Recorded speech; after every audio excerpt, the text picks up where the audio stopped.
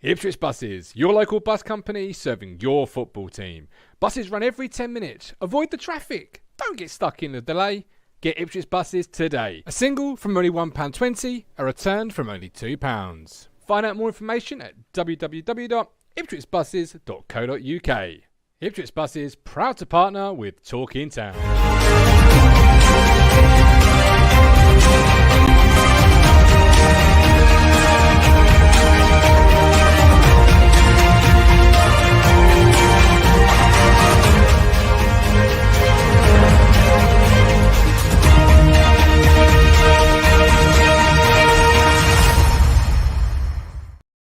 Hello again, my friends, and you are my friends. It's Wednesday already. That's right. We're at the point where we can see the weekend.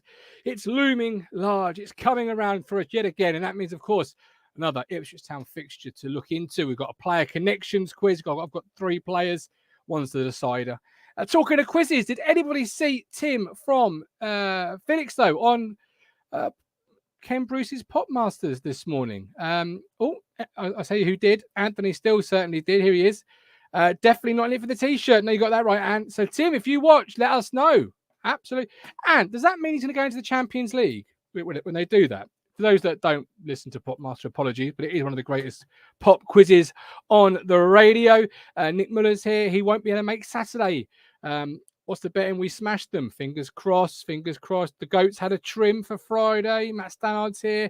Chat is absolutely getting busy. Love it. Look at that Cruncher. The old Oi Savaloy. Cruncher taking the fish food on Twitter, I see. You saw, I left that little trail for you. And I thought, I wonder if he'll find it. And he took it. Hook, line, and sinker. Is it raining, Gov? No, but I am having a hot flush. So if you can see sweat coming down my forehead, I do apologise. That's the tonsillitis for you. Right, first of all, under 18s. If you haven't heard, this will be great news. If you have, let's just revel in their glory for a minute. Under 18s, 3-2 win over Bristol City through to the semi-final. Look at that. Congrats to Mr. Adam Atte and the team. I do wonder, though, obviously listening to the McKenna and Ashton interview, well done to the 2 boys from KOA. I wonder if anyone will make it through the new pathway to the first team. You've got to hope so, right? You know, but it's good to see our under 18s delivering some results like that. 80 listened to Tim from Felixstowe. Also, her game too. Do not forget, we have got a video on the platform with Miss Amy Downs discussing the announcement of her game 2 and Ipswich Town forming a partnership. Fantastic stuff to see. I know when I bring Lewis in, I know Lewis is loving it. And he wants to say some stuff on it, I'm pretty sure. But yeah, a great partnership. Bet that win is MA's fault, they blame. Do you mean Bristol City there, Parry? Anyway, this week's Prediction League is in play while you decide what you meant, Beep. 4 fixtures, Ipswich versus Burton being the headliner. Forget Liverpool versus Norwich. No one cares for that. Ipswich, Burton, Northampton, Colchester, Cambridge versus Accrington Stanley. Who are they? Exactly. Thank you in the cheap seats. And Liverpool versus Norwich. 4 fixtures. The link is coming into your, well, not into your screens right now. That would be pretty costly on my behalf, but coming onto your screens right now. There you go. Get involved. Take 60 seconds. And I have a little prize to give away this week. A spot prize for the winners. So once if you get any points, you will go into a draw to win. Now, this arrived in an Avon bag, and my wife was very disappointed when I opened it and it wasn't Avon for her. Football for Brains, the quiz book, Stephen End. Fantastic stuff. I do like to sit here and go through the questions and see just how good I am at football knowledge. I tend to lose to myself. So, I mean, take for that what you will. But this is the spot prize. So, get playing. 60 seconds and you win a prize. I mean, you know, nowhere else. Well, I'm not going to say nowhere else you could do that. Is the spot prize Drinnan and Hawkins print? No, but that could be next week, to be fair. That is around somewhere. Now you've reminded me. It really is. Right. Let's bring in a contributor. Let's go for the, our very own international flair.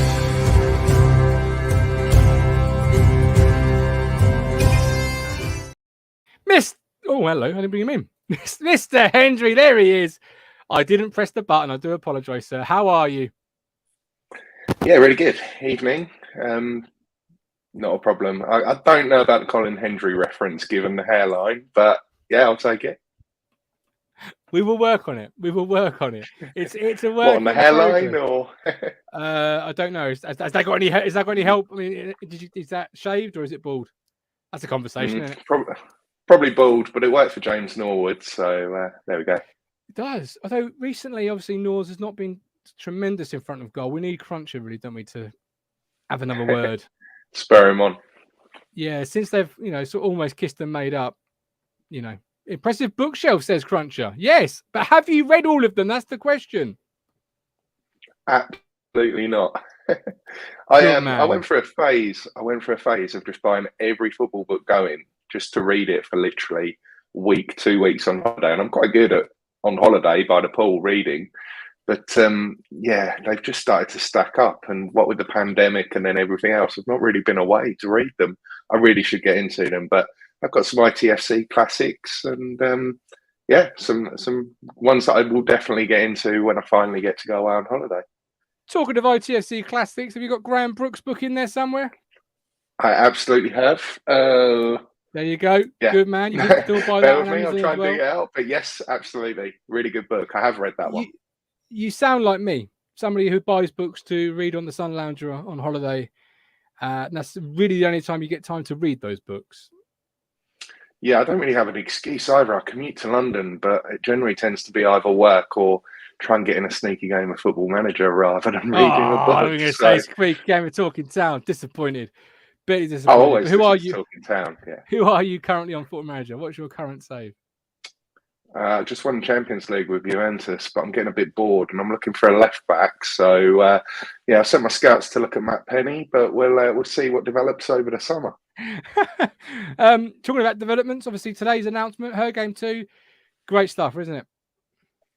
Yeah, really good. And I was aware of the campaign and followed them on Twitter, and I know that you guys at the awards interacted with the ladies sort of who have taken it on. But I mean, I think from my perspective, it's something that everybody could benefit just from a little bit of awareness, a little bit of education, and it's been interesting, some of the feedback. I won't name drop people, but I know sort of a valued member of the Talking Town community tweeted earlier, just things like in the club shop, that there's a lot of range available for males and, clothing to fit males, but the range for females is considerably less. And I've got a 1-year-old daughter who isn't old enough yet to go to Ipswich, but I would really hope that this improves the experience for many who possibly struggle.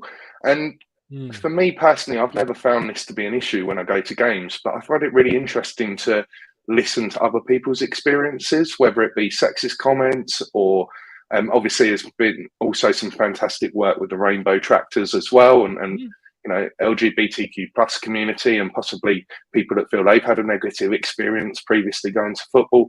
But even listening to Alex and at times yourself, talking about your own experiences as disabled supporters as well.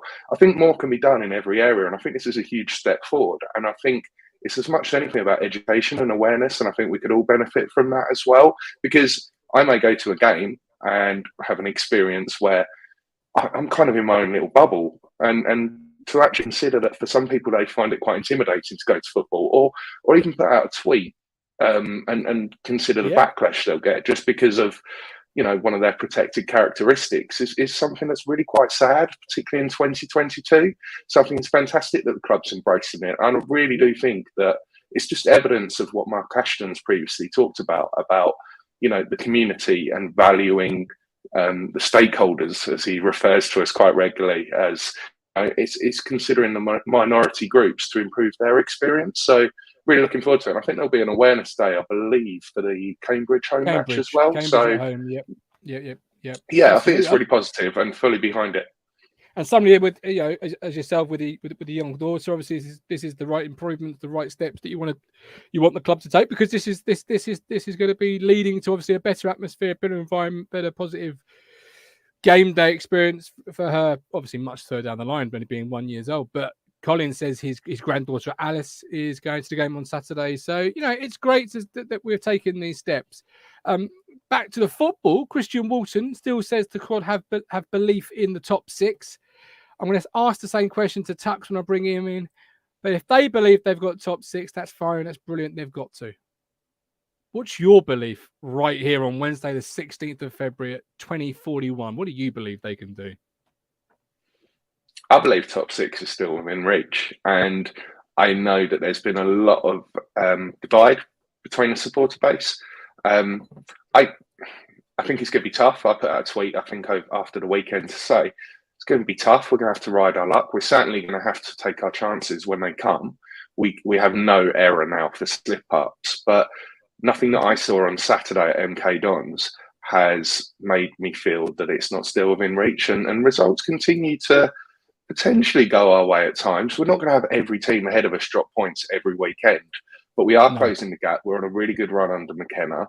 I see the next 4 or 5 games as critical, and I really feel pick up 12, 13 points from those 5, and that gap's going to look even smaller than it currently is. So, no, I'm really optimistic. And look, ultimately, we're seeing signs of improvement, and we're on that run that we've talked about throughout the course of the season. Yes, we have dropped points at Sheffield Wednesday, Bolton on Saturday, but no, I still genuinely believe that it's in reach. And I think the 2 home games we've got coming up can absolutely act as a springboard for that. Okay, tough. Ride our luck. In reach, and the 2 games was be used as a springboard. I'll ask Tux before I do. Away Day Beers have got Beer Club in their new tiered subscription. We love Away Day Beers here at Talking Town. Get a bit of Away Day Beers down you. 2 subscriptions, $22.99 and $25.99, box to box and super sub. I'll drop the website in the chat, but do go and check it out if you love your Real Ale, particularly ones that have got funny names. I have to get another box myself, Lewis. I went to the box the other week and I'd run out. It was a very, very sad, disappointing experience on a Saturday night. I never want to have to suffer that again. I'm waiting. I've signed up. I'm waiting for my first box to arrive under the subscription. So Josh needs to get his skates on because I am getting pretty low. But no, I'd absolutely endorse that and encourage people to sign up. Right. Now, joining us is guest number 2, and that is our Mark, all the way from Colchester.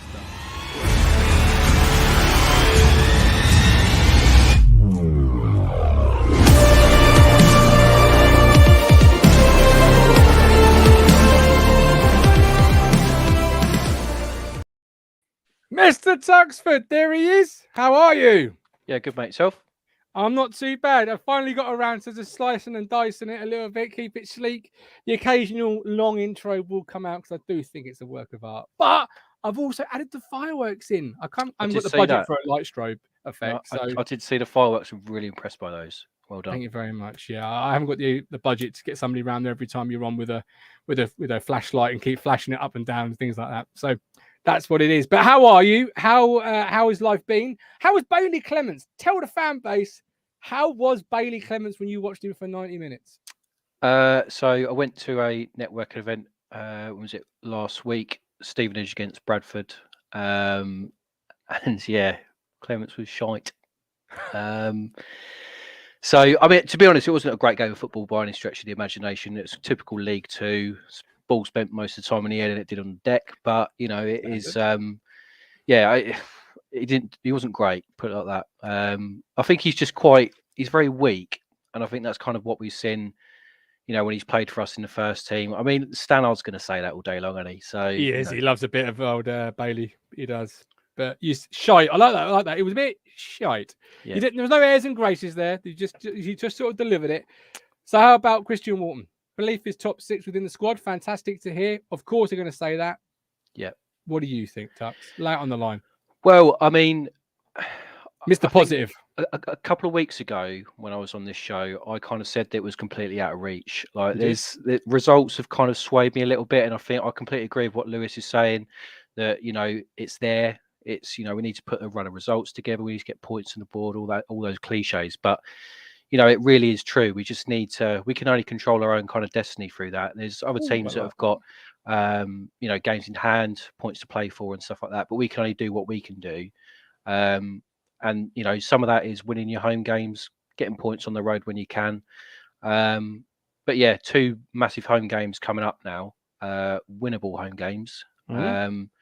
So we'll just have to see. But I mean, I would like to sort of aim positive. My friend Cole Brooks says that I'm a little bit negative at the moment with certain things with that, but he's also got in my ear and maybe probably think that we can make a run for it, a late run. So yeah, we'll see. You negative, the bloke who's holding the Mr. Positive exactly. side up. But I ripped it, didn't I? I ripped it up. I ripped it up. Yeah, So join the dark side. Join the dark side. But you say 2, I say 4, really, because even after that, you've got Morecambe and Fleetwood away, who, let's not be shaking in our boots about playing them. But you say, it's not out of our reach now. Run of results, control our own destiny. You both do to a certain extent. Tuxford yourself first. Wes Burns, player of the month. You're going to need more of those sort of performances, but just touch on Wes Burns achieving that player of the month award. Yeah, I mean, he's a quality signing, and when he came through the door, I was really excited by him. I think he kind of got lost in some of the signings like Selena and Chaplin and all that kind of lot, but yeah, I was excited by him because you could see what he kind of offers the division. I think a lot of people saw him obviously on that last day of the season when he scored against us for Fleetwood and stuff like that, but ultimately, I think he's a player that we've kind of needed in that position for a very long time, whether that be right back or right wing back. You kind of look at the previous years. I don't know, other than KVY, you're kind of looking at sort of play, maybe David Wright, but certainly since Fabian Wilness, it's been a bit of a of a players haven't really cut the mustard there. So Cito didn't do it for you. Well, he was all right. Castro Cito, come on. Right. He weren't a Fabian, was he? No, Sorry, right. He weren't a Fabian. He was. Do you remember it was robbed against Norwich at home? That was never, ever a red card. Yeah. As long as I've got hole in my backside. Also, when I was a kid, I used to go around the back of Portland Road and meet the players and all that sort of stuff. And I think it was a couple of games before the end of the season. I said to Cito, "Can I have your boots at the end of the season?" He's going, "Yes, of course you can." Yeah, and all that sort of stuff. And then end of the season, just because it's some other kid. So fuck him. Yeah. Fucking get in the bin, Cito. Exactly. Oh, son. No, Crunch, take him off the list of guests. Yeah. Lewis, it just parking that obviously emotional damage there that you've got, Tux, rightly or wrongly. How do you see Wes Burns' performance for December? Obviously, on the back of James Norwood being player of the month. So, I want to know if any other Football League team has players at this point, because just running away with it. He's done really well, and I think subtle differences have helped him in that. I really liked Wes Burns at the start of the season. He was really effective, but a lot of the time he'd go on the outside of the fullback, and if that didn't work, he'd keep trying and trying again. They ended up doubling up on him. And I think in the last month under McKenna, I think he scored 3 goals. Certainly he got the 2 at Wimbledon. Remember those because I was there. And he got a similar goal in home game. Someone I'm sure will remind me. And they're actually making a slightly different run in between the fullback and the centre half into that space, which is quite, I suppose, quite different given the fact that he's been playing wing back rather than sort of out wide as a winger. So I know the brief will be slightly different. But Gillingham at home. Do you mean Gillingham at home? Because that was after AFC Wimbledon. Was it Gillingham? No, Chaplin scored against Gillingham. I'm trying to think. It was just before Wimbledon game. He scored. Before. My mistake. Terribly sorry. I thought you said afterwards. We had Stanley at home. I think it was the Stanley game, wasn't it? We won and he scored. Yeah. Yes, that's right. But they were similar goals where he made that run. It was more of a kind of from outside, sort of within as a central run, and a couple of great finishes. And I just think that's a slightly different aspect to his game. And I think last time I was on the show, we were talking about Wes Burns and whether he can step up to the Championship. I genuinely think that he can, and I think he will do with us. And I think he's the sort of player that will develop with better players around him. And I really think the Championship could suit him. And I'm not saying he's necessarily, ready for top 6 Championship, but I know it's the other side of the pitch and quite some time ago, but he kind of reminds me a little bit he's obviously got more pace. But I think about Jamie Clapham as came in as a sort of a left midfielder, left back. And I'm not saying he's got necessarily the same attributes as Wes Burns, that he was able to develop from kind of being a Spurs reserve that came to us in what is now the Championship. He developed into a Premier League player. Now, I'm not saying Wes Burns is necessarily going to develop into a Premier League player, but I think he can have that similar kind of progression from a really good League One player into a solid Championship player. And like I say, I hope that's with us. This is like a walk down memory lane. We've got Fabian coming out. We've got Jamie Clapham coming out.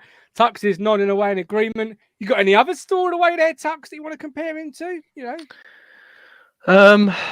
Well, Clegg on loan from United. I don't know. I mean, you know, I don't back the years. No one off the top of my head is that we can compare modern day stuff to, but yeah, I do actually agree with Lewis there. I think that's a really good analogy with Clapham. So yeah.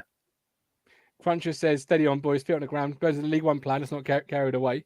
And this is Cruncher. I hear he's one tweet away from invitation on holiday with the family, I reckon. Greg, Burns has got 8 goals to go with those 3 assists. Got Lee Brown in the room. Jason Clayton has been making assists, but Bond can't finish for Toffee at the moment. Yes, we had a bit on that on Monday's show. Chances missed. Macaulay Bond was 3rd in League One for chances missed. If you've not seen that portion of the show, I do suggest going to watch it. We had chances missed, chances created, and key passes. Did you know Lee Evans is our key passer in the team? I think it was Lee Evans, if I remember rightly. Well, he was certainly featured in the top 50. So, you know, make of that what you will. Right. I want to transport both of you, okay, before we go any further, back to this point last year, where our manager, who I won't say the name, was making comments such as this in the press. I'm not going to be that lamb to the slaughter when I know there are things wrong here that shouldn't be wrong. I'm loath to criticize anybody, but collectively, this is not right. I'm not going to stand here and be the only one to blame. There are a few others there. I made that mistake in the past. I'm never doing it again. Collectively, we're having a hard time without a doubt, and tonight wasn't good enough. This came on the back of I think a day after a fire was at the training ground. I'm not going to go into how severe that fire may or may not have been, but yes, that comes off the back of that. Transfer ourselves back to current day. We sit here, a day or two removed from the new Chief Executive Mark Ashton and Manager Kieran McKenna sitting down with the local press. Good work on that, by the way, boys. Keep that up. And everything is rosy in the garden. Yes, the league position could be better. But as I said to you before we started the show, it's all rather positive and good at the moment. Just hearing those comments, Lewis, before we get into what you thought of the interview, is it amazing how 12 months can just...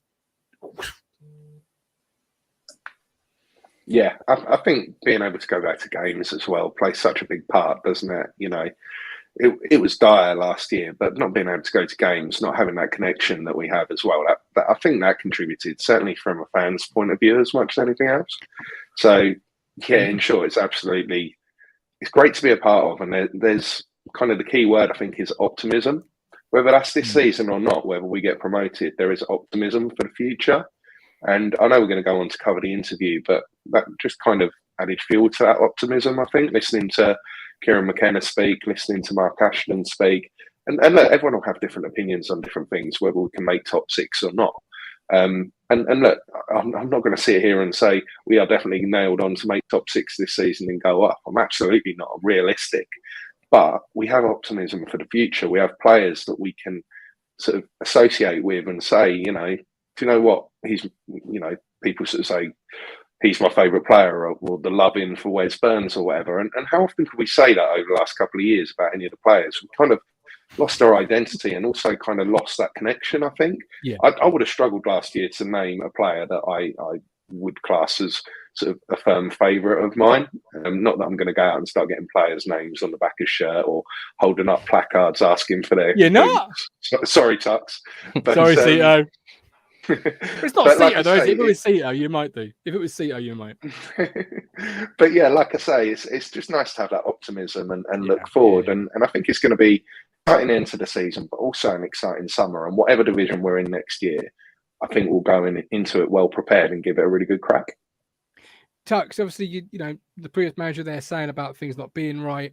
when Ashton arrived, he said the foundations weren't particularly great, or cosmetically it didn't look good. You know, with those above comments, and Ashton and co, you know, again in this interview this week, they were saying just how much was left to do.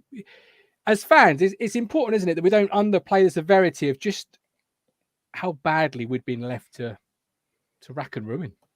Well, yeah, I mean, Mark Ashton obviously said in the interview that, you know, this club for the last 15, 20 years has just sort of been left to go down, really. And you know, I think even when we was in the Championship, we were slowly sleepwalking to, you know, eventual kind of relegation. I remember a lot of fans at the time sort of saying that, you know, if we go get relegated, we could do Norwich, could do Southampton, bounce straight up again. But it doesn't work like that. This league is tough, and you know, I think if anything, it's made it worse. And I think Evans then kind of looked at it and thought, well, I can't get this club back to where it should be.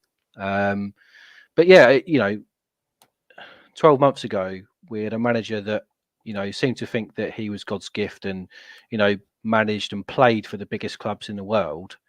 But he did mention that a couple of times in the article. He did. And, you know, it's your ego can only get you so far in football. And I feel like, you know, Cook maybe was a bit of that as well. But at the same time, you look at these two individuals now at the top of our club with Ashton and McKenna. And, you know, McKenna's come from the biggest club in the world, and he's not egotistical, is he? He doesn't say that, oh yeah, I've come from Man United, I should be given this job, you know, because I was a coaching member at the biggest club in the world. Like, you don't hear that type of stuff. No, because he's grounded, he's level-headed, and I think that's why he's going to go far. And he reminds me a little bit of a George Burley, because he just comes in, gets on with it, doesn't play up to any kind of crowds or, you know, want appreciation for anything. He does it because he loves it. You can see he loves it, but he's not like, you know, in your face about it. You know, Mark Ashton, for me, I said it at the fans forum, he's been the best signing this club's made in the last 10 years, easy. So, you know, when you've got a character like that coming into the club and taking the, you know, just taking the club by the scruff of the neck and just being like, look, we can actually do this. We can get out of this club. We can actually build a future here. That's all we've ever wanted. We just wanted a bit of ambition. That's all we've ever wanted. As somebody said in the chat, the best bit was when when Ashton said, I was just reading Jason Clayton's comment, that's why, when Ashton said there's no ceiling, which, you know, that's ambition in itself. Cruncher, they should have burnt the training ground to the ground. It's a shithole. Love it. Jason, so much more to come with the new owners, more investment in the training ground. Stephen Perry loved the owners saying they're investing for the long term. There's no limit to ambition. Oh, there we go. Nobody said it. That's why I couldn't find it, because nobody said it. But there's no ceiling. Ashton said, I liked that comment. Absolutely. Yeah. 80 says, Tanner, really in great hands now listening to McKenna on the podcast. So how did you see it, Tux? Obviously, Lewis, optimism. Might not be this year, but at some point it will happen. What were your sort of main takeaways from the hour? Was it the hour? I had it on 2 times speed. About an hour and a quarter, I think, something like that. But what did you take away from it? Yeah, obviously I enjoyed it. You know, it's good to obviously hear, you know, positive vibes coming out of the club. It's good to hear that, like, you know, McKenna's you know, laid up in the Salt House and enjoying his life there. Absolutely. So, you know, living my best life. Yeah, and ultimately it's a nice thing that obviously both of them can sit in the same room. You know, and it's just nice that the club is going to be going forward with a safe pair of hands, really. And yeah, it's positive stuff coming out of the club at the moment, and you know, I'm enjoying it. And as you said at the top of the show, it's, you know, just the league position needs to change a little bit, and you know, obviously getting the playoffs. So yeah, that's the only thing really left to grumble about. As I say, it's that was even sixth, it would be so much more, you know, easier to be 100% positive, which of course we want to be. But Craig at Portsmouth, since the takeover, I've really looked forward to driving to Portman Road again. I'd almost been coming out of blind laws for such a long time. Well, we love seeing you, Craig. We really do. Lee says the cobblestones and me knocked down. Nobody. That Ashton KM podcast reminds us that there's a 15 of rotten neglect to put right, which I think is an absolutely important point, Lewis, because we're not starting on the same level footing as some of the football clubs we're dealing with, even at this level. It really struck me as if it just, as nobody says, rotten neglect. Yeah, and as supporters, we see the neglect on the field in terms of investment in the squad at certain key areas, but it is that behind the scenes, isn't it? It's we talk so much about sports science, and I remember when Paul Hurst came in, it was a case of we're going to address this, we're going to address that, and it never really happened, did it? I mean, Paul Lambert's fitness coach operated remotely from Scotland, didn't he? So you know, it's. I think Mark Ashton said it in the interview. There are so many things supporters probably haven't seen that need to be put right and need to be addressed. And, you know, things like the murals that are up at Portman Road, they look great. And there are definitely efforts to improve the fan experience. And I think we'll notice big differences next season. I think what they've been saying throughout is we'll do what we can for now, but wait until the summer. So all of that's great. But yeah, it's going to take a long, long time. And I think we need to be patient, continue to back it as we did Saturday. You know, the club can't ask for any more than sort of 7,000 people going to MK Dons and getting behind the team in the way that they did.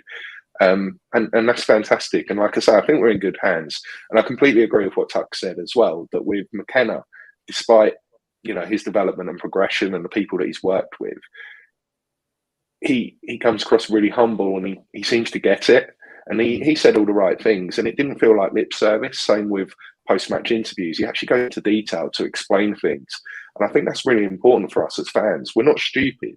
You know, we're not going to have the wool pulled over our eyes like we used to have, where we'd have an in-net performance and be told how fantastic everyone is. We can see it for ourselves. And I think with McKenna, he respects that, and he actually goes into detail, probably more detail than even the journalists would expect. But it's really good to hear. And I think it makes a massive difference and just builds on that connection. But also as well, I think McKenna's one of the few managers we've had in a long, long time that doesn't sound every week like they're doing Ipswich Town a favour by managing us. He sees it as a really good opportunity for him and for the club. He's a rookie guy, though, isn't he? Yeah. It's all still that new learning. Absolutely. And look, but he could quite easily come from Man United. He's like, pick up from what Mark Ashton said.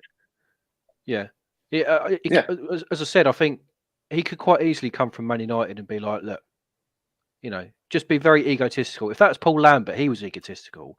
He managed Celtic, he managed Dortmund. Yeah, big clubs. But we never fucking heard the end of it. Do you know what I mean? Absolutely. But you wouldn't do, would you? You know, like I've been to the FCA finalists. Do you know what I mean? Jeremy Lowe, £1.79. Good in chats. How are you all? Thank you, Jeremy. I am well. Tux, are you okay? Well. Lewis. Really good. Good stuff. Thanks for the donation, Jeremy. Were you surprised? But yeah, just one final point on what McKenna. No Ashton final said, points. No, I'm moving on now.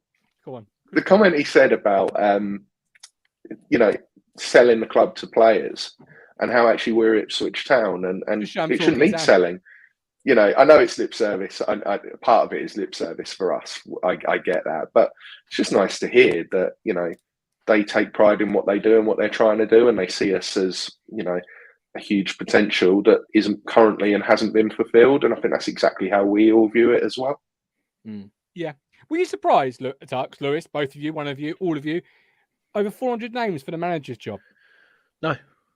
I fucking, what, 400? No, not at all. I think me and you were in there, Tux, at one point. If anything, I'd want more, because it shows that, you know, we're not a little club in League One.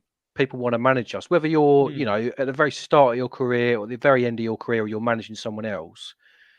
You know, it's good that we're getting that level of applicants to a manager's job, because it just shows that this club is still relevant. You know, we're recognised for being a big club in this league, and you know, as a manager, whether you're McKenna, Cook, Hurst, whoever before, you know, you should be excited to come and manage this club, because it is such. Look at the history. Look at what this club could be, and even Ashton says that. Look at what this club could be. This could quite easily, with the facilities we have here, and even, you know, 10 or 15 years of, you know, self-destruct. Even with those facilities, we should still be a Premier League club. So yeah.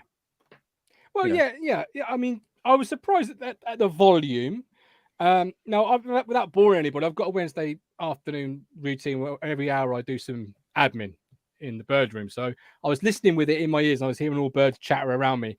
I think they mentioned some type of analytical approach to that 400 search, if I heard it correctly.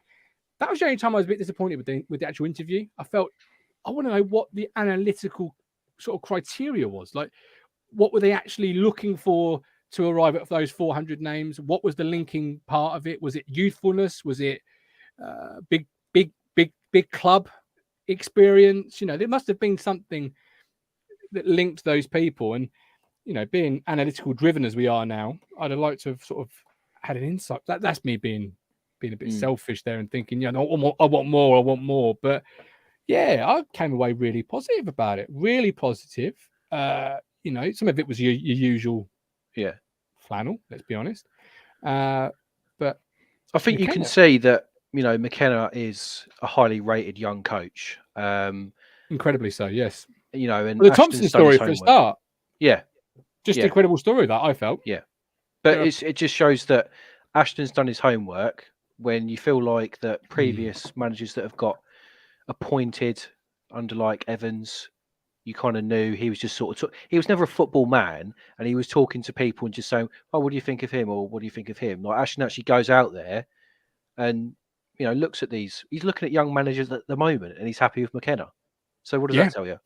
Absolutely. I like the fact he said that, though, Lewis. Final point before we go on to something else, that he's always got an eye on those younger coaches coming through. As fans, we're different. We have our eye on that younger player, like I said at the top of the show, under 18s. The younger player coming through, he has that eye on what new coaches is coming through. Which is quite exciting, isn't it?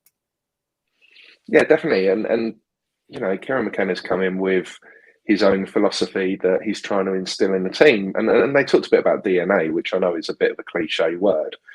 But you can see it, can't you? You can see there's a style and of what we're trying to do. It doesn't always come off at the moment. You can talk about missed chances and the lack of goals and things like that. But you can see a clear plan. And I think it just sounded as though things are more aligned, which I know we're going to get because 100%, Kieran McKenna was Mark Ashton's man. He's employed him. There's always that question mark around Paul Cook. But yeah, it just all seems aligned. And they seem to bounce off quite well in the interview as well. Didn't come across as though it was false or forced or anything like that. And that's really key. And they both talked about how key their relationship is. But it was interesting that on the analytics sort of search for the new manager that I know you said, and I agreed, that it would have been interesting to hear a bit more about that kind of the search and the criteria and almost the matrix they use. But he did say that Mark Steed had helped. So yeah, again, it seems as though there's input from the States as well into that and support there if needed from Mark Ashton. So all really positive. Ultimately, going to be judged by what happens on the pitch long term, but it's all really positive and something to be optimistic about.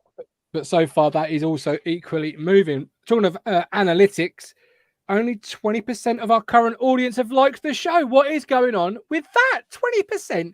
Come on, a lot more of you than that are enjoying Talking Town right now. If you are enjoying it, hit like, or you could go one further and become a YouTube member today. Right, before we go on to Burton, player connection quiz, etc., I want to show you this graph that came to my attention on Twitter this morning. Let me just quickly grab it. Here we go. It shows you how many attackers do teams get into the box. As you can see, I'll try and make it as large as I possibly can. League One is in orange. Where will you find Ipswich, Tux? Classic Town. Well, I don't know. I mean, you look at our strikers at the moment, and I would say that Norwood, when I think about it, I'd think that like Norwood would be in the box, getting in the chances. Bon, I would say, is as well. I mean, you've got to be there to miss him, haven't you, at the end of the day? You have. I would say Bon is probably got to be up there somewhere. We are right there in the middle, Lewis. Just above Cheltenham, just below Port Vale. If ever a fucking graph depressed you as much as that sentence right there. But, this type of thing, Lewis, it's becoming more and more a part of the modern game of football. Is it for you, or is it something that, as Crunchy would say, needs to get in the bin? I mean, there's so much information and data out there, isn't there? Whether it's XG or expected XG or whatever it may be. I mean, what I found interesting, and obviously it's only quick glance at that table, is Crewe are sat at the top of League One. The number of players they get in the box, and yet when you look at the league table, they're near the bottom. Charlton as well are up there. I think a lot of it depends on certain team style of play as well. As in, do they play with two up top? Do they play with one up top? What runners do they have? Is it a case of to get the ball into the box and crowd the box? Rotherham are a fantastic team at League One level, and they have been for every other year for quite a few years, because they obviously go up and then come back down. But they have a more direct style than, say, for example, we have currently. So I think it's there, but I don't think you can kind of criticise Ipswich because they're not further up. There's a lot of different facets and factors, and that's only looking at one particular area. Absolutely, yeah. As expected, Cruncher says all this data bollocks, all about getting the ball in the onion bag and keeping it out of yours. I don't know, Tux. I'm okay with a lot of the new stats. Expected goals can get in the bin. That's just a fucking stupid stat. But Lewis is going to wind up there to say something. He didn't like my expected goals comment there. But how do you see it, Tux? Some good, all good, no good? Well, I mean, it's just going to be there, isn't it, whether you like it or not? But True. I mean, yeah, I do agree with what sort of Crunch is saying. There's some stats you just need to get the ball in the box, and obviously then put the ball in the back of the net. And that's why I'm always a little bit skeptical when I see the likes of Edwards, and he's out on the left and he just won't get the ball in the box. And you think, well, just get it in the box, because you got more chance of scoring there. You can't score from the corner flag, so get it in the box, and then we've got more chance of doing it. But we just need to get it forward as much as possible, not piss around with it, and score goals. Absolutely. My favourite is always the ones that look like the fucking Etch-a-Sketch. Do you know what I mean? The ones that literally look like my 2-year-old went to town with a pen and a bit of paper. Yeah. And they swear blind, they're trying to tell me something with this Etch-a-Sketch. And I'm thinking, yeah, it's a great little drawing. Well done, Picasso. Anyway, if you think back to Paul Lambert, where he said after the first season after we were in League One, after the pandemic, and when the season returned, he said, we're going to see a completely different style of play this season, far more possession-based. And all we did was pass the ball across the back four for 75 minutes. So the possession stats looked fantastic, but we didn't really ever go anywhere with it or look a threat. So I actually wasn't disagreeing with your comment about XG. I think I do lean more to sort of Mark's point and Crunch's point that, it has a place and there is lots of access to information, but I think it's all relative and in context. And sometimes I think I looked at the Burton stats last night. Bolton had far more possession, but Burton won 3-1. End of season, you're not going to go up or go down based on how many throw-ins you had on the edge of the box and how many touches near the corner flag you had. So all relative, I think. That said, the graph I showed you, I do like, because it shows you how many attackers you're getting into the opposition box. And for me, the more bodies in the opposition box, the more times you're going to be at least attempting to get a shot on target, because chances are a ricochet, a second ball, the first ball might fall to you. How many times I've seen Town this year? And that stat actually confirms what I already thought, particularly the first half, middle part of the season. Didn't feel like we were getting enough bodies into the box at times. And our central striker at times was very isolated. Mike D's glad Wolf was mentioned on the KOA pod. He's been the best player in McKenna so far. Absolutely has, Mike D. There was more I wanted to know there apart from that story, because Demolition Man, he can't have acted just on his own cause. Not all these players are no good. It must have been a collective. Everything now is a collective. So I don't know. Just the content creator in me is like, I want more here. I want more. Give me more. Whatever the day said, Bailey Clements can still get in the bin. Right. While I recharge both my glasses, they are empty. Can I have a quick word from our partners, Woodpecker Mortgages and Protections. While that is going on, I would like to have loads of fisherman emojis in the chat for our main man, Mike the Fisherman Brown. We love you and we are thinking of you at this time. Get those fishing emojis in the chat. Hello, you lovely lot. I am here very quickly to discuss Woodpecker Mortgages and Protection, run by Ipswich Town fan Graham. So you're in good hands if you go with Woodpecker Mortgages and Protection. I want to discuss the income protection service they do with you. You all know me and you all know my story. Literally, one day I went out into that big wide world, the scary world, and I had an injury which left me disabled and unable to work. Just like that, I lost my income. Just like that. That's a click there. Crazy. this may have been an answer to a prayer, because obviously when you can't work, you can't earn. And when you can't earn, your bills are still going to be there wanting to be paid, like children needing to be fed. This could have been an answer to my prayer and taken some stress away from me and let me focus on my mental and physical health. Income protection insurance, it's not for everybody, but it might be for you. So give Graham a call on 01636 337 447 or email graham@woodpeckermortgages.co.uk. And I must say, your home may be repossessed if you do not keep up repayments on your mortgage. You know it makes sense, you lovely people. Right, Burton on the horizon. Load of fishermen emojis in the chat. Love to see it. Final point from Norman. It sounds like McKenna has started to identify what he wants in the summer and will be doing some exciting business. And Talking Town will be with you every step of the way. Right, player connections. Players that have played or players that have been connected with Town and Burton. I've got 2 players and a decider, should it end in a draw. I'll let you go first, Tux. Player A or player B? Player A, please. Player A. I will grab some stats and some information from Wikipedia. So bear in mind, it might not always be as spot on as it should be. And you have to try and tell me who you think this player is. Middle name is Ashley. He played 122 times for Town, scoring 48 goals. He played 50 times for Burton, only scoring twice. He has played 13 times for England. Haven't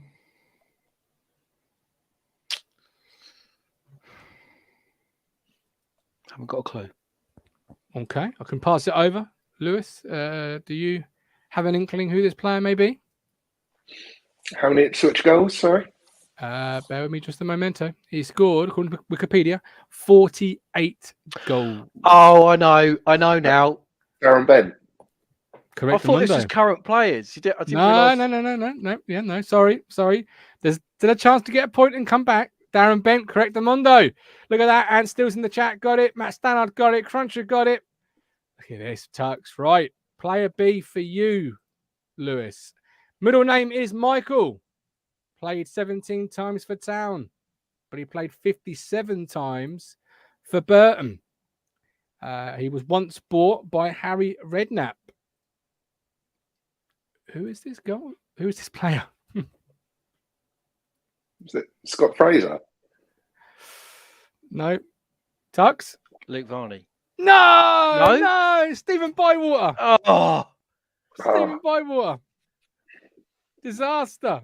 I want to do this one, the last one, because it's a good one. I'll let you both try and guess this one. Right. So he played 17 times for Burton. His middle name is Michael. Never played for Town, but was associated with Town in another role. Who is he?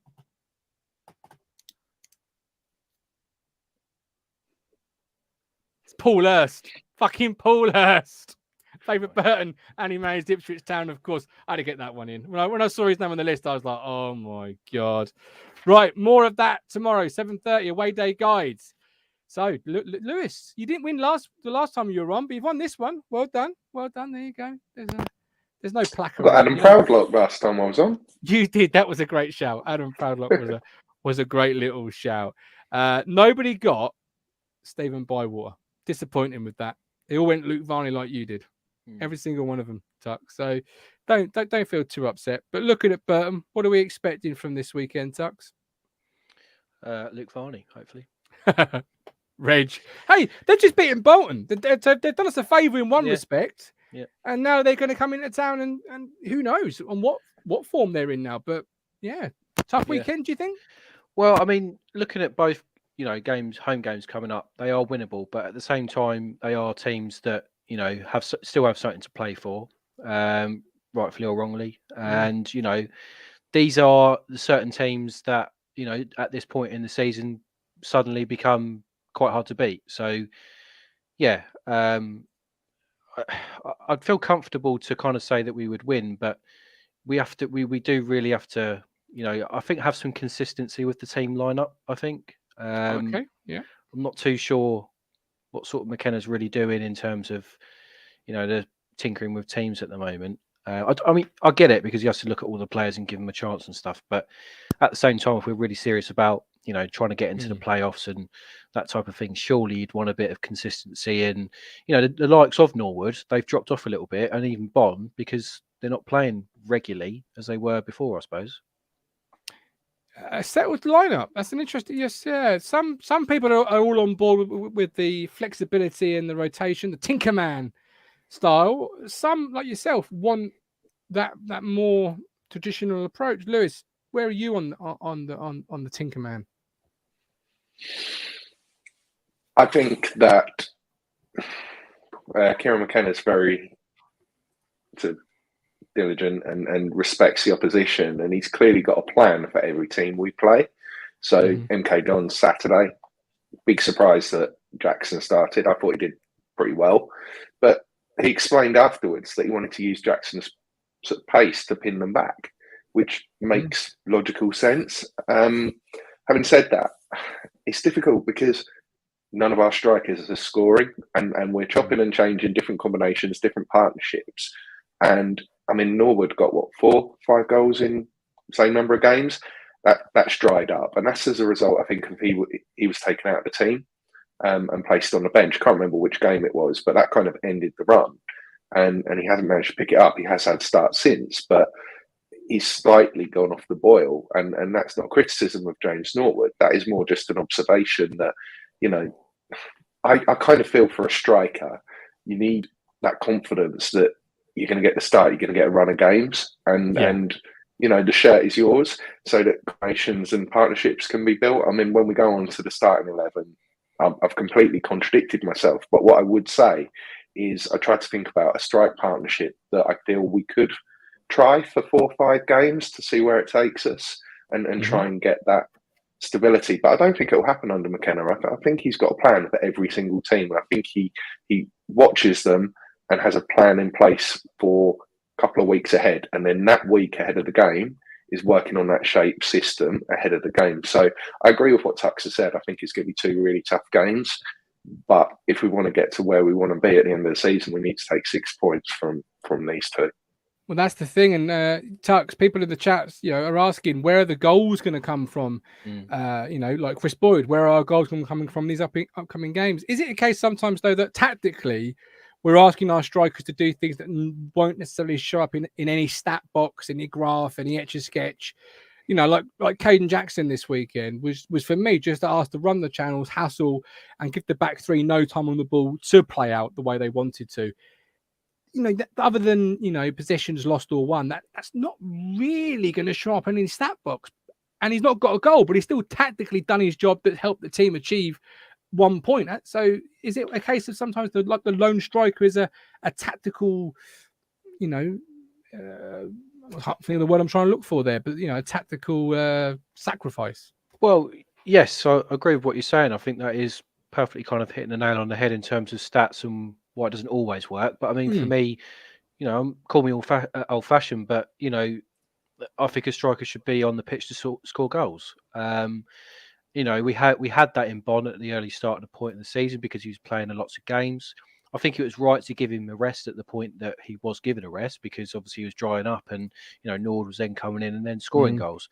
So that for me doesn't kind of sort of sit right because you base a team on your spine for me, right? And it's that kind of form. So you've got the players on the team sheet at the moment that will always start now is obviously Walton and those 3 centre backs really. Everyone else is kind of, and probably Burns, but everyone else is very much, and probably Morsey actually. But all of those, regardless, have a job to do and they have to be there.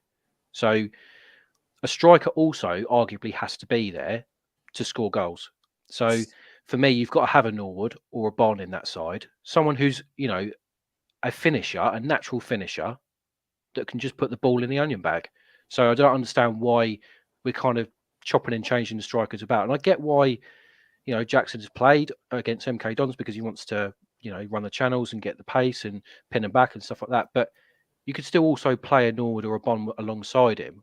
So our goal threat was kind of taken away from that game. He essentially played a false 9 for me, Jackson. But I don't know.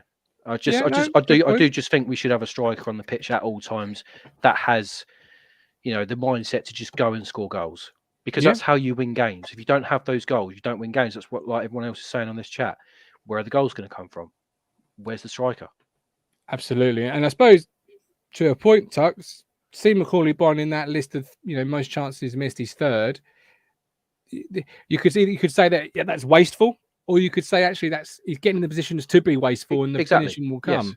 Yes. You have to be in a position to miss those chances, but at the same time, as a professional footballer, if you're third on the league stat of missing the most chances, then obviously that's not great, is it? Because you have to get clinical, you have to be better at that. Yeah. But that's what training's for. You get better at those kind of those situations, those chances. But you do have to be in that position. He's obviously getting in a rightful position. He just needs to work on his finishing a bit, I suppose. But that's why that's why where he is at the moment. That's why he's in League One. That's not why he's banging goals in for QPR. So yeah. Third tier team. Paul Budgie Bird, will the heat map not show his working zones? Well, I can show you his heat map from the weekend. That is Caden Jackson's heat map from MK Dons. As you can see, it doesn't really show you much of anything except that inside left where Norwood was asked to play a couple of times, if memory serves me correctly, is where the heat map shows he spent a lot of the time. So heat maps can show one part of the story, but not all of the story, as you can imagine. But it tells you a little bit about how, and I've done that with your team, Tux, to be fair. I've tried to put it how I think you want it and how I think also McKenna will come out with it, because he loves to play those inside forward roles. He loves players in those inside areas, such as Chaplin and Norwood. Before we go any further into your 1 to 11s, an 11 I want to show you is the 11 that played earlier in the season. This is the 11 that started again. This is the 11 that was against Burton in the early part of the campaign. Haladki, Vincent Young, Donatian, Wolfenden, Penny, Evans, Harper, Dobra, Barry, Fraser, and Piggott. Well, thank you very much, by the way, for Cruncher for sending me that. I appreciate you doing that. Thank you. What's your thoughts when you see that lineup and what you've got in your 11s for Saturday, Lewis? Because it's we've got better, I would say, or stronger anyway. Yeah, the three behind Piggott have all left, haven't they? You've got Barry, Fraser, and Dobra. I mean, obviously Dobra's only out on loan, but massive change. And look, I think. Well, you could go further than that, really, because you've got Harper that's left, Matt Penny that can't get it. Yeah, Penny can't get a game. The only regulars in that lineup would be Donatian, Wolfenden, and Evans. Yep. Which in the same season, it's pretty astonishing, really. Well, I did see that team lineup just before we came on air, and it really shocked me. The amount of change that is summed up in that graphic. Go on, Tuck, sorry. No, I was just going to say, is it because we had so many signings coming through the door at that time already? Could be. We've signed obviously Walton, Chaplin, Edmondson since then. So those are 3 regulars in our side now. So there was always going to be changes, but I think as we've obviously gone through and got deeper into the season, we've realised who our better players are, who's going to be here kind of next season, who might not be here next season. So I think you've got to look at that side that was playing against Burton, and it does look a bit of a weak side, if I'm honest. And at the time, we probably thought that was quite strong. Piggott, scoring hatfuls of goals at Wimbledon last season. We all thought the world of Dobra at that point as well, I think. Yes. His stock has kind of gone down as well. Harper, another one we all thought had great potential. So, it's even what you said about 12 months ago. This is when was that game? That was a few months ago then, wasn't Start it? of the season, wasn't it? Yeah, it was. So it can quickly change like that. Second game. It can be from this point until the end of the season. We could have a completely kind of new look team, really. But I really like the way that McKenna has set out his side with 5 at the back or 3 centre backs, whatever you want to call it, because we look solid defensively. I always thought we since that kind of Bolton game, we always looked suspect at the back. But I think that the new formation has suited us. I think it suits some of the players that we have. We've discussed a lot that in the summer that we bought too many number 10s, and maybe it kind of suits us a little bit now with Aluko, Chaplin, and Selena. When they do play, they can actually play in a position they can be effective in. But it's not often, and I first time I've really looked at it, to be fair, that it's not often you see that level of change. Well, within a football club, really, as they do keep saying themselves, even on the podcast, I think this week, 19, is unprecedented. But you've got Piggott can't get a game, Fraser's left, Barry's left, Dobra's left, Evans, he's obviously a mainstay. Harper is should be player of the year. Matt Penny can't get a game. Luke Wolfenden, who at that point was in, but was battling to be a part of the football club, I think it's probably fair to say. Danasian, who's a mainstay. Vincent Young, who came in, come out again. And then Haladki. Not often your number one goalkeeper you sign in the window is then replaced in that same window. Talking of Raheem Harper, Crunch says Govs player of the year, warming the bench at Crew. Well, you know what, Crunch? You should have got a Specsavers because you driving home the other night, you couldn't see where you were going, and you should have got a Specsavers. All right. Yeah. There we go. Come on, that was the greatest thing ever on Sky ever. That alone was worth the subscription fee. You must remember that. What are you talking about? Sorry. Charlie Nichols tells Jeff Stelling he should have gone to Specsavers because it was like one of the most weirdest. The best thing I've ever seen and heard in my life. If you've not seen it, check it out. Right. 1 to 11. So who wants to go first? We'll get this one on the screen first. Whose is this beautiful? It's yours, Lewis. Talk us through it. Yeah, trying to think of something different in the attacking area, which I know contradicts what I said about chopping and changing yet again. But look, I've seen a lot in the chat about Jackson hasn't scored a league goal since Plymouth away last year.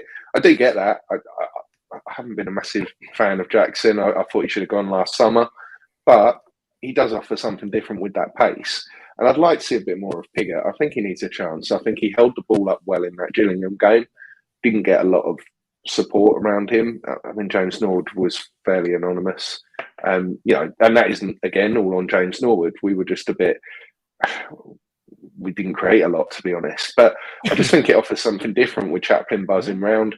You've got Piggott holding the ball up, Jackson with the pace in behind. And I think the rest of the team kind of picks itself if Evans is over his illness. And I think that is that solid foundation Tux talked about, that ideally with everyone fit, we kind of know who the central two midfielders are going to be, know who the wing backs will be, the back three, the goalkeeper. So it is more in that attacking area where we do seem to be swapping and rotating. And I think a lot of people in chat make a fair point that we could go into the summer where we see all of our strikers move on and no longer at the club. So it really is an opportunity for them to kind of take the ball by the horns for the last 15 games and really stake a place, not only for this season, but for next season. Because at the moment, would I sign Macaulay Bonne at the end of the season? Possibly not, although I do appreciate that he has been working hard despite scoring. I actually think he's trying too hard. But like I say, if he gets on another run again, he's absolutely putting himself in the window to be a prime target in the summer. Same with Norwood and new contract. Jackson having his extension triggered. Piggott getting being a more focal point for next season. They've all got an opportunity, but they've got to take it when it comes along. Yeah, that's very true, and they haven't necessarily done that. Particularly, like Jackson. Much as I could say he worked hard at the weekend, one chance on goal, snatched it a little bit, but that's not playing in my book. Tux, what did you make of first of all? Performance coming to yours. What did you make of old Lewis's team there? Yeah, I think it's a good team. I think with Piggott and Jackson, I think it could be a fruitful partnership, but I feel like Piggott really only showed his class in terms of holding the ball up in that Gillingham game. I don't really think I've ever really seen him do it otherwise. But I don't think he's a great header of the ball, if I'm honest. I don't think he's one of them that flicks it on. So I'd rather have maybe like a Norwood there. And Jackson and Norwood have played together for a couple of years anyway. So I would have Norwood over Piggott. But yeah. Okay. Collins absolutely killed me in the chat. It's a game we need to win. It is a game we... Well, is it a game? Wait, no, it is a game we need to win. Louis Fenton, I think Piggott and Jackson would be a good partnership. One target man, one runner. Before I come, I did like that actually when McKenna said we are going to dominate most, if not all, games that we are a part of. When he said that in that chat, I was like, yeah, that's my manager. No more false positions, hard team coming down the port. We are going to dominate all, if most, if not all, the games we are a part of. Tux. Now, you can tell me if this is how you saw it. This is how I think McKenna will see what you've given me, which is this. Walton, Danassi, and Wolfen and Edmondson. Well, you talk us through it, and you tell me what you think of what I've done with it. Okay, so I would say that Walton, the three centre-backs, the full-backs, pick themselves, aren't they, really? The Morsey and Backinson, those players, for me, are the best that we have in those positions. They pick themselves, like you're saying. I think the only real area that really ever needs to be changed is probably the front three. So, but with that in mind, I would always have Norwood playing, because Norwood, for me, I've said it many times, that he is the best striker at this football club by an absolute country mile for me. Yeah. Because I don't agree with that, but yeah. Yeah, but his finishing ability is up there. He holds the ball up well. He's actually sort of fairly quite quick as well. So really, you're kind of looking at maybe like Selena's position and Chaplin's position, and whether you're going to swap that for a striker alongside Norwood, or another number 10 essentially. So I think Selena comes in for me just because, from what I remember, he's always had quite a good record against Burton. So I wouldn't be too surprised if he comes in for that. Chaplin, I just think he's a man on form at the moment, and I agree. I just can't see how you would take him out of the side. So, based on all of that, for me, that's our team. That's our kind of strongest team to kind of field against a Burton side. But again, you need that striker up there, and for me, Norwood has to start these remaining games because he'll score. You look at some of his kind of record, it's 1 in 3 or whatever it is, maybe even less than that. So, when he's firing on all cylinders, when he's playing 19 minutes, you can't judge him when he's just coming on for 10 minutes. Yeah, but when he's coming on, he's nothing. But when you're starting a game, he is effective. He does the job and he scores goals. And Bond will score goals, but at the moment, I would have Norwood over Bond. Simple as that. Yeah. No, I think what you've said there, not necessarily that Norwood's the best player at the football club, but most of what you've said there is pretty accurate. I don't think he's the best player at the football club. I think he's the best striker at the club. Much different. It's hard to disagree with that, to be honest. It's Macaulay Bond, but then there's the stat that Lee Brown helpfully puts in the chat.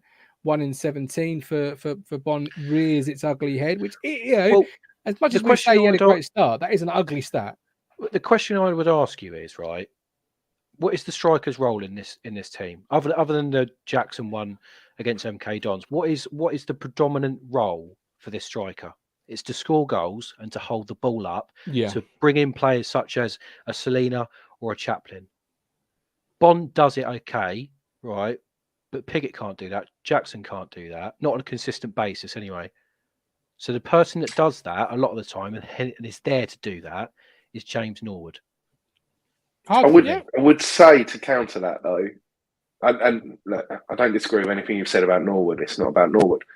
I don't feel Piggott's been given a chance. I think he came in from Gillingham game, then came out of the team, and similar to what you say about James Norwood, not going to do it coming off the bench for 10 minutes here or under Cook. It was literally 30 seconds at the end of the game. Joe Piggott was getting an opportunity. I think it's difficult, isn't it? And I think everybody will have a slightly different take. But what I would agree on is Chaplin has got to start. He's got to play at the moment. And it's just slightly different, isn't it? I've gone with 2 up top. You've, 2 strikers per se, whereas you've gone for 2 number 10s. But 2 number 10s worked recently as well. And if you're going to play 2 number 10s at the moment, it's got to be Chaplin and Selena. So, I think it's minor points and you can go back and forth on it. That if one of our strikers, whoever it may be, bags 2 goals on Saturday, then I think we're all going to get behind them to get a start on Tuesday, whoever it is. So, and that's the way it works, isn't it? Goals get you a place in the team and ultimately get you a contract. Yeah.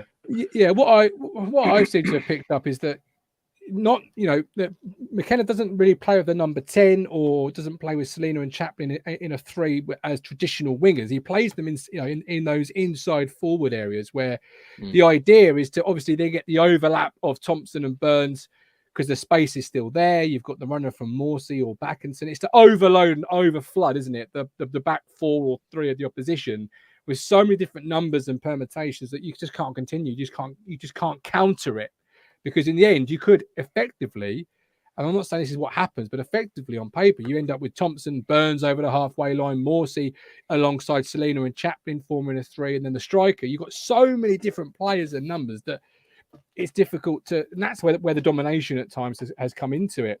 That's why I put them the way I did there, Tux, because that's how I see McKenna seeing it. Yeah, the question, I guess, go on. That's how I would see it as well, because he seems to like, obviously, possession sort of play. He likes to dominate games and stuff like that. But he also wants the striker, I think, to sort of defend from the front. So I do get that, why he played Jackson. But I keep saying, you've got to have a striker up there that's going to score goals. And for me, the person who can do that, out of all the strikers we have at the club, is James Norwood, because he also holds the ball up and brings those players into the game as well. So, yeah. I think one of the important...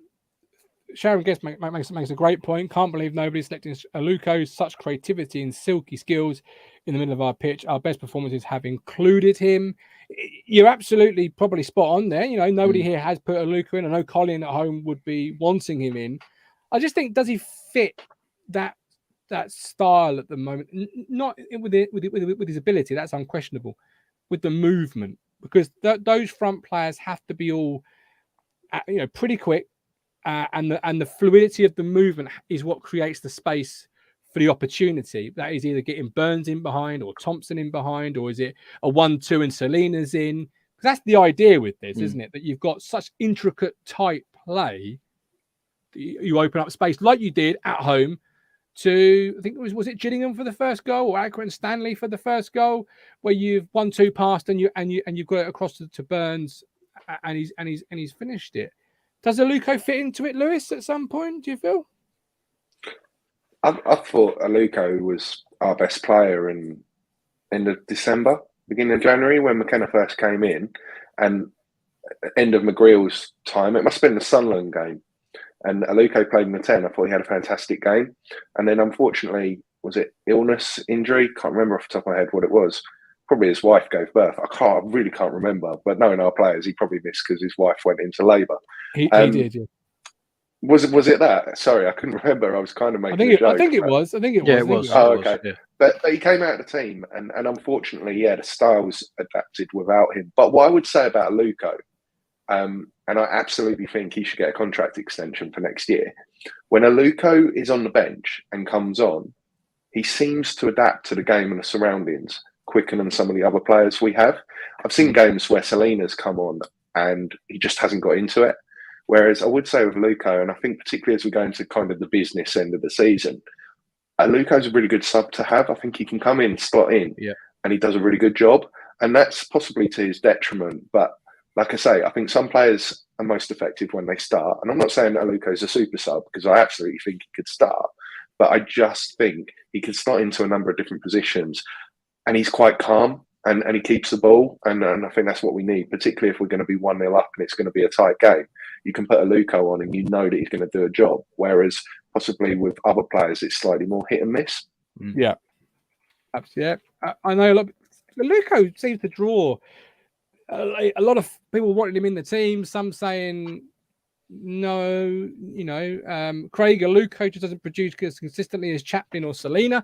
But then this time last weekend, people were saying, does Selena produce a consistent level? We're just all desperate to climb that table. And I think we've not climbed it and done quite well in form, it's more frustrating for fans, do you feel, Tux? Because you're seeing your team win. You're seeing the form table say you're second, but you're spinning your wheels in the mud in the league table. It's more frustrating, isn't it? Well, yeah, I mean, let's just go back to my point about the team. I think, you've got to look at it, and you've got to look at those 5 defenders and those 2 in front of him in Backinson and Morsey. They are the mainstays, right? Yeah. The 3 ahead of those are subject to change. depending on form, goals, etc., etc. So we've got an abundance of kind of talent there. So I get why kind of McKenna's kind of tinkering a little bit with it, but you do need that kind of consistency there. And I think, you know, your point on Aluko, I completely agree with what Lewis is saying, where he comes on, or if he's a sub and he comes on, he'll hold the ball up. That's what he's really good at. Like, there's lots of midfielders or defenders that can't get near him and try and take the ball off him. Whereas at the start of the season, I thought it was like Aluko and Selena. It was, you know, one or the other, but actually they're not really the same player. Selena likes to run with the ball. He's quite direct, but he's got a lot of skill about him. Whereas Aluko likes to sort of twist and turn. So if one of them was going to come on and make more of an impact, you probably would say Aluko. But at the same time, like Lewis is saying, he's good enough to start. But for me, Selena is a better starter, and he's actually better on the left-hand side. So when we're looking at players like Jackson, who's going to, you know, pull in from the left, that's where Selena actually suits that position, because he's not a real number 10. For me, he's like that kind of left attacking midfielder, but not a winger.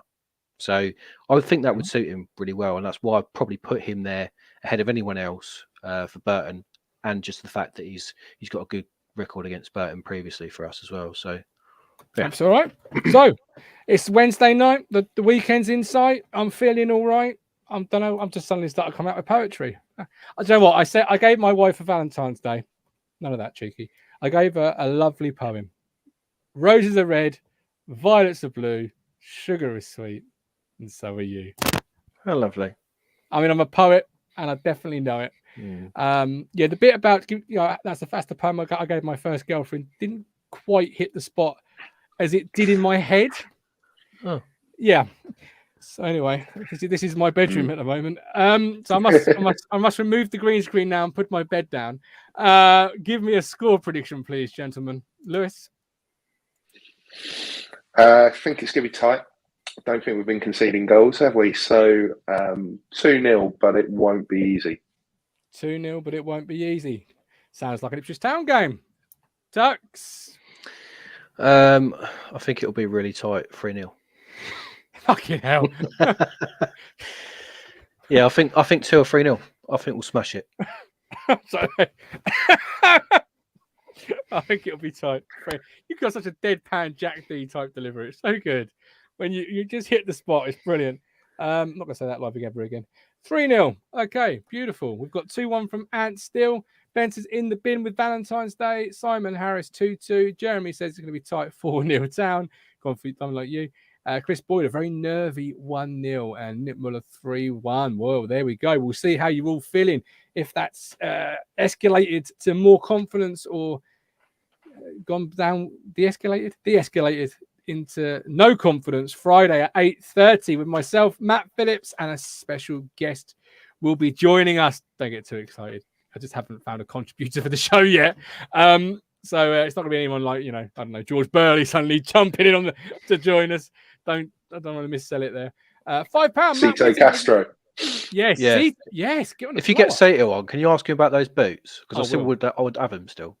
I bet you. Surely it's the Cruncher v Norwood rematch, isn't it? You got to be on the show if Cito's on there, Tux. Cruncher is whining and dining. You're not on Friday, Cruncher. I thought he was whining and dining his wife. Perhaps it is me, Matt and Rich. Either way, we're back Friday at 8:30. Another great show says 80. Sorry, yes, £5 from Matt Whitting. 2-1 Town Saturday. No, we'll get the points. Well, there we go. Love to Fisherman. Yes, big love to the Fisherman. He has been the Peaky one, Mark Tuxford. This is Colin Hendry's #1 fan, Lewis Robertson. I've got to change that, I really have. This is Talking Town. See you all Friday. Enjoy and up a town. We're on a journey, looking back on the things that we've taken for granted, but feels like we're learning to be better without what's been holding us back now.